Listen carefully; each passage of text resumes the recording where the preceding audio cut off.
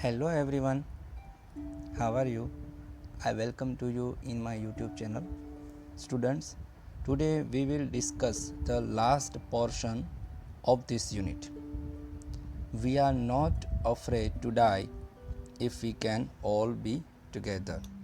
ये जो second unit है उसका हम आज लास्ट सेक्शन को देखेंगे। हमने अब तक के 4 वीडियो में हमने देखा कि नरेटर अपनी फैमिली के साथ एक समुद्री यात्रा पर निकलते हैं। समुद्र के बीच एक बड़ा सा तूफ़ान आता है, एक पानी की बहुत बड़ी वेव यानी कि लहर आती है जो वेव होकर उनकी जो बोट थी उसका राइट साइड को पूरी तरह से डैमेज कर देता है। पानी अंदर आने लगता है। सब लोग पानी को बाहर निकलने में लग गए। काफ़ी घंटों तक तूफ़ान चला।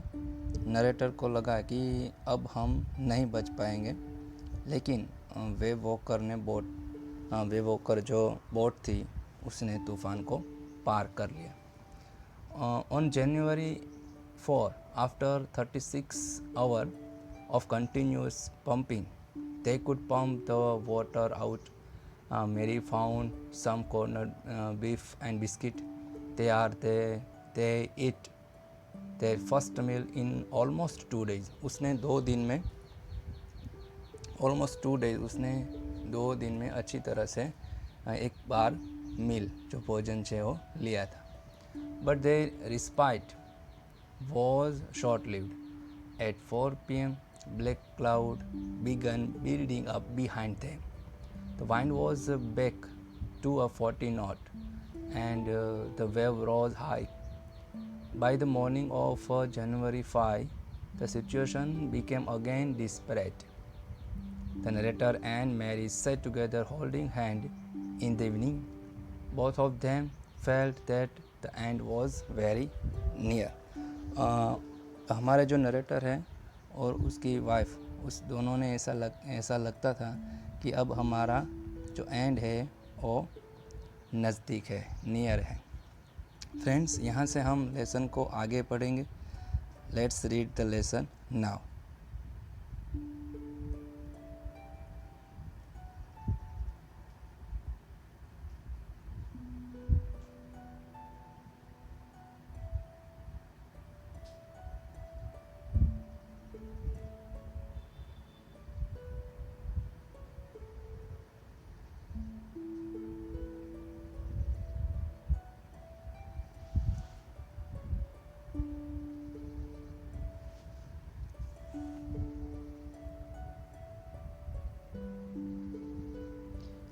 I checked and rechecked my calculation. मैंने चेक की और फिर दोबारा चेक की कैलकुलेशन को। We had lost our main compass. हमने हमारा मेन कंपास को खो दिया था। मैंने जब चेक किया तो हमारा मेन कंपास हमारे पास नहीं था। कंपास मीन्स जो सूचना देने वाला यंत्र होता है वो। And I was using a spare which had not been corrected. मैं एक स्पेयर कंपास को यूज़ कर रहा था जिसे पूरी तरह से ठीक नहीं किया गया था।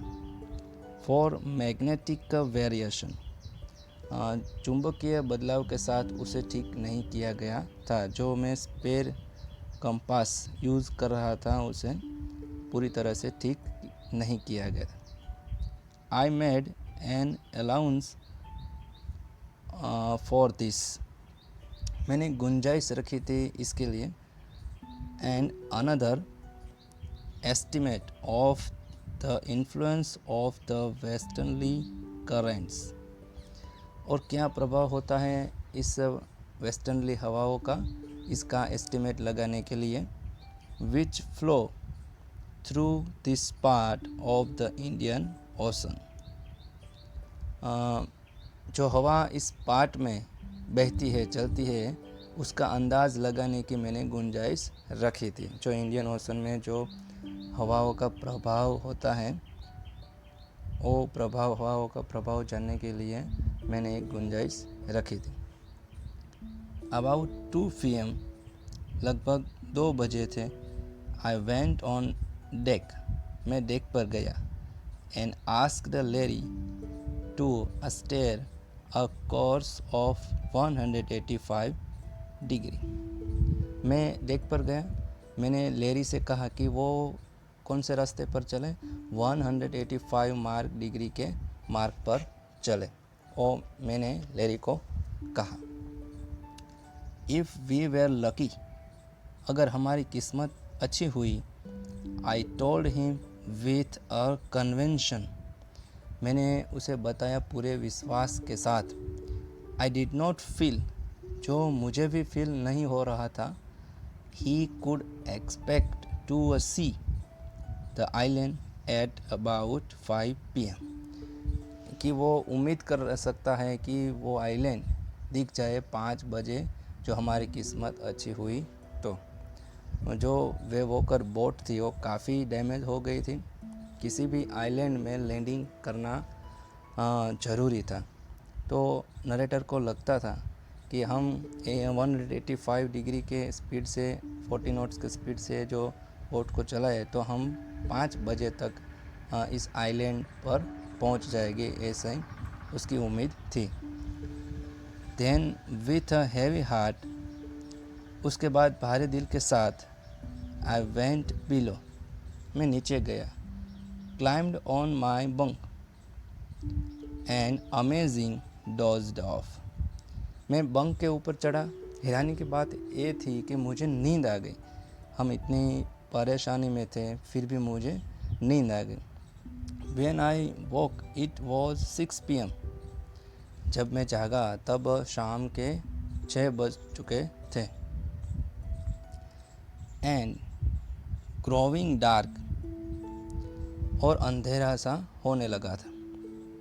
I knew we must have missed the island, मुझे पता था हमने आइलैंड को मिस कर दिया, हम आइलैंड पर नहीं पहुंच पाएंगे, ऐसा मुझे लगता था। And with the sail we had left, और वो पाल जो हमारे बची थी, we could not hope to beat back into the westerly wind, हम वापस नहीं जा सकते थे उन वेस्टर्नी हवाओं में, जो तूफ़ान को पार करके हम निकले थे, उस तूफ़ान में हम वापस नहीं जा सकते थे। एट दैट मोमेंट, उसी समय क्या हुआ, और टोल्सलेड had appeared by my bunk, एक ऐसा सिर जिसके बाल उजले हुए थे मेरी बंक के पास नजर आया। Can I have hug, Jonathan asked, क्या मैं तुम्हें गले से लगा सकता हूँ, मेरे बेटे जोनाथन ने मुझे कहा।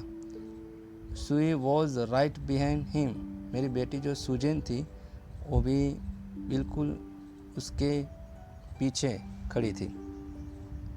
मेरे बेटे ने मेरे पास आके मुझे बोला कि क्या मैं तुमको गले लगा सकता हूँ। Why am I getting a hug now, I asked, मैंने पूछा कि तुम ऐसा क्यों कह रहे हो मुझे गले लगाने को।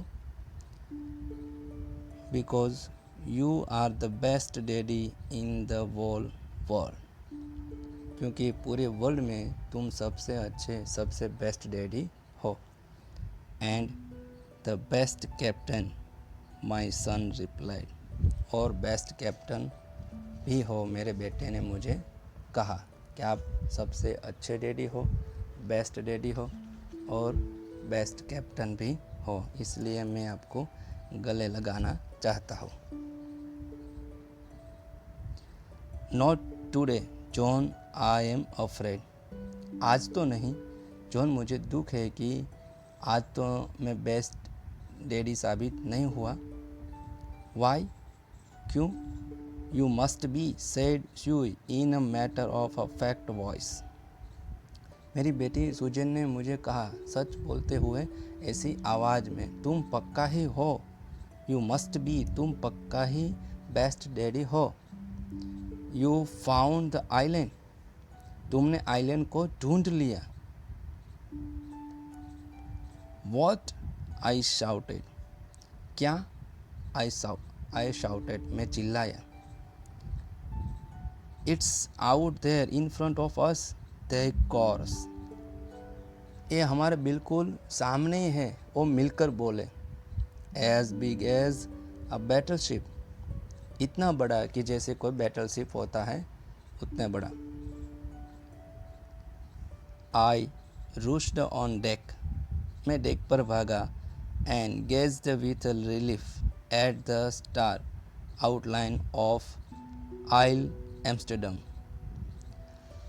मैं डेक पर भागा और बड़े ही रिलीफ के साथ मैंने देखा वो बिल्कुल क्लियर आउटलाइन को, आइल एम्स्टर्डम की आउटलाइन को मैंने देखा, उसकी किनारे को मैंने देखा। It was only a big piece of volcanic rock, ये ज्वालामुखी पत्थर का उजड़ा हुआ एक टुकड़ा था। ये जो आइलैंड था वो ज्वालामुखी का एक उजड़ा हुआ टुकड़ा था। विथ अ लिटल वेजिटेशन, जिसके ऊपर थोड़ी सी वेजिटेशन वनस्पति भी थी। The most beautiful island in the world, जो दुनिया का सबसे ब्यूटीफुल आइलैंड था।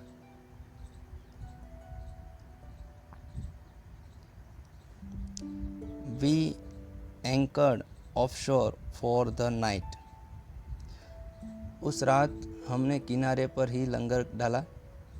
एंड द नेक्स्ट मॉर्निंग, और अगली सुबह, all 28 inhabitants of the island, और सारे के सारे जो 28 निवासी थे उस आइलैंड पर, चीयर्ड अस, दे हेल्प्ड अस अशोर, उन्होंने हमें साहस दिया, उन्होंने हमारी किनारे पर उतरने पे मदद की, हमारी हेल्प की।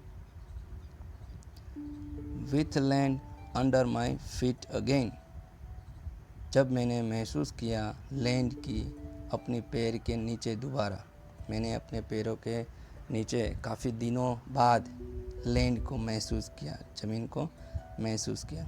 माई thought were full of leery and herbs, मेरे जो विचार थे वो भरे हुए थे लेरी और हर्ब के बारे में सोचकर, जो cheerful and optimistic under the direst stress, वो खुश रहे, साहसी रहे और आशावादी रहे, इतना ज़्यादा स्ट्रेस तनाव के अंदर भी वो आशावादी रहे, मैं उसके बारे में सोच रहा था। एंड ऑफ मेरी, और मैंने मेरी जो वाइफ है उसके बारे में भी मैंने इस सोचा। Who stayed at the wheel for all those crucial hour, जो व्हील पर, जो स्टीयरिंग पर रही, स्टीयरिंग को संभाल के रखा, for all those crucial hour, उन महत्वपूर्ण घंटों में, उन मुश्किल के समय उसने व्हील को संभाला, मैं उसके बारे में भी सोच रहा था। मोस्ट ऑफ ऑल, सबसे ज़्यादा मैंने किसके बारे में सोचा? I thought of a 7-year-old girl, मैं वो 7 साल की लड़की के बारे में सोच रहा था, सुजन के बारे में सोच रहा था। Who did not want us to worry about a head injury, जो नहीं चाहती थी हमें परेशान करना अपनी हेड इंजरी के बारे में, हमें बताना नहीं चाहती थी, हमें परेशान करना नहीं चाहती थी।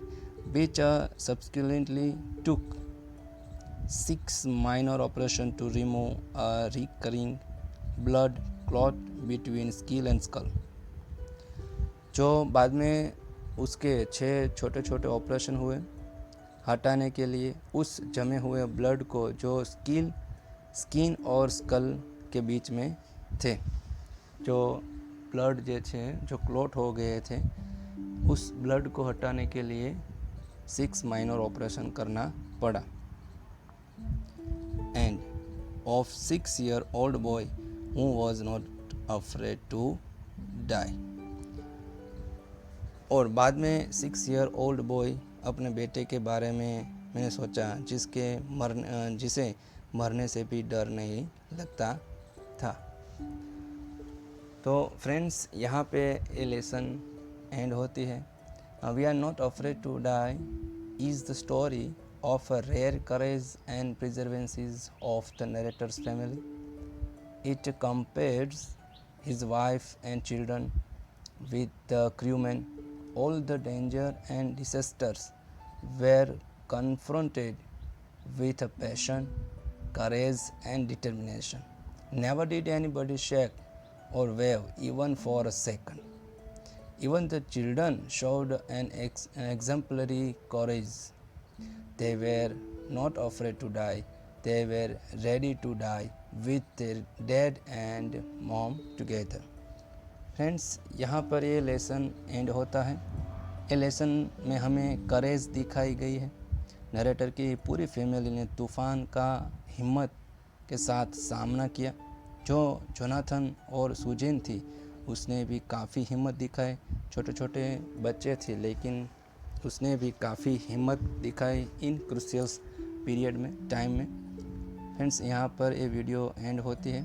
नेक्स्ट वीडियो में फिर से मिलेंगे। तब तक के लिए goodbye, take care of your self.